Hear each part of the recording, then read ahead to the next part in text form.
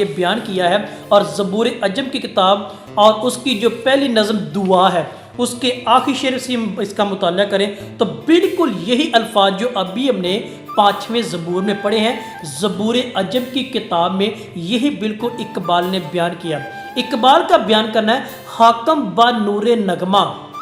حاکم با نور نغمہ دعوت بر فروز، ہر ذرہ میرا پر وبال شر البدا۔ اس کا ترجمہ کیا جاتا کہتا ہے کہ میں مٹی ہوں، مجھے نغمہ دعوت دی کہ نور سے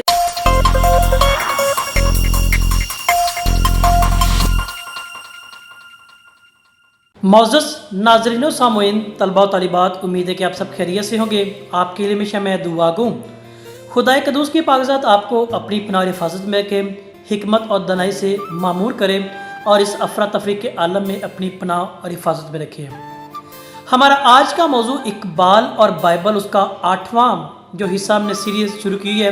اس کے اعتبار سے دیکھیں گے کہ اقبال نے اپنی کتاب بال جبریل میں کس انداز میں کتاب خدا اور الہی ان بیدوں کو جان کر اس مقامی کلچر اور زبان و ادب میں سمجھانے کی کوشش کی ہے۔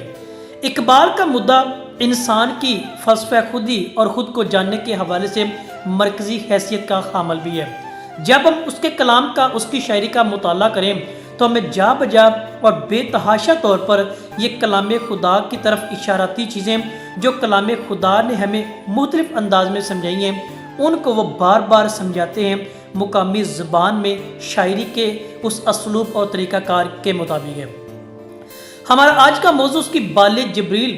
جو کتاب، اسی میں سے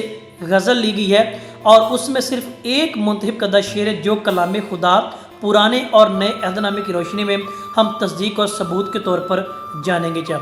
اقبال کی بال جبریل میں لکھی نظم اس کا مطالعہ کریں تو ہمارے پاس یہ چیز وضاحت کے طور پر ملتی ہے۔ بال جبریل میں موجود اس کی 15ویں لکھی غزل اور اس کا آخری شعر ہمارے آج کے موضوع کا مرکز اور روح رواں کے طور پر کہہ سکتے ہیں۔ تو شاعر کا نقطہ نظر بیان کرنا ہے، اگر ہو ذوق تو خلوت میں پڑھ زبور عجم، اگر ہو ذوق تو خلوت میں پڑھ زبور عجم، فغانے نیم شبی بے نوائے راز نہیں۔ اس شعر کے الفاظ کا مطالعہ کریں تو ہمیں پہلے مصرے کے اندر جو لفظ ہے وہ ہے ذوق، اور وہ شوق کے معنی میں کہا جاتا ہے یا وہ شوق کے معنی ہمیں عیاں کرتا ہے۔ دوسرا لفظ ہمارے پاس ہے وہ خلوت یعنی تنہائی میں، اکیلے میں، اور تیسرا جو لفظ ہمارے پاس وہ ہے زبور عجم۔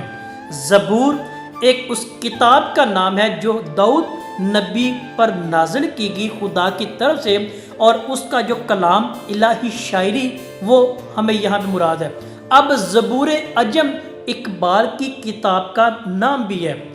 عرب کے مطابق اس کو غیر عربی کا نام دیا گیا ہے۔ فارسی میں اس کا جو مطلب وہ خاموشی میں کہا جاتا ہے۔ اب فارسی کے نقطہ نظر سے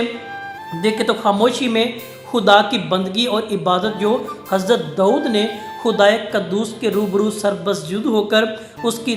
جو تعریف و تمجید کا گن گایا ہے، اس کو ہم زبور کا نام دیں تو فارسی نقطہ نظر سے ہمارے پاس یہ چیز آتی ہے، اور یہ گنگنانا اکیلے میں، خلوت میں، اگر تو شوق رکھتا ہے اس بات کی بنیاد پہ۔ فغاں کا مطلب پکارنا ہے، تو خدا کو پکار، نیم شبی آدھی رات کو یعنی اندھیرے میں ہے، اور نوائے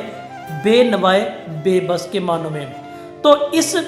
شعر کا مطلب اور مفہوم ہمارے سامنے ہوا کہ اے انسان، اگر تو حقیقت کو پانے کی تڑپ رکھتا ہے تو پھر رات کی تنہائی میں زبور کا مطالعہ کر، اس زبور کو پڑھ جو داؤد نبی نے بھی یا جناب داؤد نے اس کو پڑھ کر خدا کی تجلی، اس کی حضوری اور اس کا مقام و مرتبہ حاصل کیا جو ہے۔ ان اشاروں میں فریاد پوشیدہ ہے، جو بندہ رات کی تنہائی میں ایسا کرتا ہے وہ خدا کو پا لیتا ہے۔ اب یہ اقبال کا مدعا بیان کرنا کہ اے انسان، اے مرد مومن، اگر تو اس بات کو جانتا ہے، اگر تو اس بات کی پہچان کرنا چاہتا ہے، اس راز کائنات کو پانا چاہتا ہے، حقیقت اور اصلیت کا مدعا تیرے سامنے کھلنا چاہتا ہے، تو پھر خاموشی میں خدا کے حضور اس रब कायनात की तारीफ़ व तमजीद कर, उसको जान जो तेरा राजदान है, तुझे पैदा करने वाला है, जिसके हाथ में इस कुल कायनात का अख्तियार मौजूद है। इसकी पहली चीज़ हम देखें तो पुराने अहदनामे में चलें तो पुराने अहदनामे में ज़बूर की जो किताब है, मज़ामीर की जो किताब है, एक से बढ़कर एक खुदा की इलाही तारीफ़ शायराना अंदाज में, इकबाल भी शायराना अंदाज में इसको बयान कर रहा है कि जिस तरह पुराने अहदनामे में मज़ामीर गाए गए, खुदा के हजूर तन तन्हाई में खुदा की हलवत और जलवत में उसको पुकारा गया, उसको चाहा गया, उसके आगे फरियाद की गई, उसने खुदा के राज को पाया, उस चीज़ को जाना। अब यहाँ पे हमने जो मतलब लिया, अगर तू हकीकत को जानना चाहता है तो फिर रात के तन्हाई में ज़बूर का मुताला कर, जिस तरह दाऊद नबी ने ये करके दिखाया। तो पुराने अहदनामे में अब हम चलते हैं तो ज़बूर की किताब का मुताला करें तो हमारे पास यहाँ पे 5वां जो ज़बूर है, मज़ामूर है, हम उसका सिर्फ मुख्तसर मुताला करें। जो इकबाल ने यहाँ पे मुद्दा बयान किया, यही इकबाल का मुद्दा वहाँ पे है जो कलाम खुदा की रोशनी में उसने मुकामी ज़ुबान में तशरीह तमजीद करके बताई है। 5वां ज़बूर की पहली आयत से इलाही मदद के लिए दुआ लिखा हुआ है, ऐ मेरे खुदावंद मेरी बातों पर कान लगा, मेरी आह भरने पर तवज्जो कर, मेरी फरियाद की आवाज़ सुन, ऐ मेरे बादशाह, ऐ मेरे खुदा, क्योंकि ऐ खुदावंद मैं तुझसे मिन्नत करता हूँ कि तू सुबह को मेरी आवाज़ सुनता है, सुबह ही को मैं अपनी फरियाद तेरे आगे रख कर इंतज़ार करता हूँ, क्योंकि तू ऐसा नहीं जो शरारत से खुश रहो, बदकार तेरे नज़दीक नहीं रह सकता और ना ही बेदीन तेरे हजूर खड़े होते हैं, तुझे बदकरदारों से नफरत है, तो उन सबको जो झूठ बोलते हलाक करता है, खून ख्वार और दगाबाज शख्स से खुदावंद को सख्त नफरत है। अब ये पहली 7 आयात का मुताला अभी हमने किया, यही इकबाल यहाँ पे कह रहा है, वही इलाही मदद की दुआ और मुद्दा बयान किया जा रहा है जो बजरिया हज़रत दाऊद की मार्फत बताया गया। यही इकबाल कह रहा है, ए इंसान, अगर तू हकीकत की तड़प रखता है, हकीकत को पाने का मुद्दा तू रखता है, तेरे अंदर वो है, तो क्या कर, खामोशी में खुदाए कद्दूस के आगे गिड़गिड़ा, उसके आगे मिन्नत कर, वो पोशीदगी में तेरी फरियाद सुनेगा, क्योंकि तू खुदा को फिर पालेगा। अब यही चीज़ ज़बूर अजम की किताब में अल्लामा इकबाल ने यह बयान किया है, और ज़बूर अजम की किताब और उसकी जो पहली नज़म दुआ है, उसके आखिरी शेर से हम इसका मुताला करें तो बिल्कुल यही अल्फाज जो अभी हमने 5वें ज़बूर में पढ़े हैं, ज़बूर अजम की किताब में यही बिल्कुल इकबाल ने बयान किया। इकबाल का बयान करना है, हाकम बा नूरे नगमा, हाकम बा नूरे नगमा, दाऊद बरफरोज़, हर जर्रा मेरा पर वबाल शर्र बदा। इसका तर्जमा किया जाता कहता है कि मैं मट्टी हूँ, मुझे नगमा दाऊद दी के नूर से रोशन कर दे, नगमा दाऊदी से मुझे रोशन कर दे, मेरे हर जर्रे को अंगारे के बालों पर अता कर। यानी हज़रत दाऊद अलैहिस्सलाम पर इल्हामी किताब ज़बूर उतरी थी, जब वो इसकी किरात करते थे तो जिन इंसान, दरिंदे, परिंदे और चरिंद तक दम बखुद हो जाते थे। अल्लामा इकबाल ने अपने कलाम में ऐसी तासीर की दुआ की है। यही अगर हो ज़ौक़ तो हलवत में पढ़ ज़बूर अजम, फ़गाने नीम शबी बेनवाए राज नहीं। अब इसमें भी हमने देख लिया,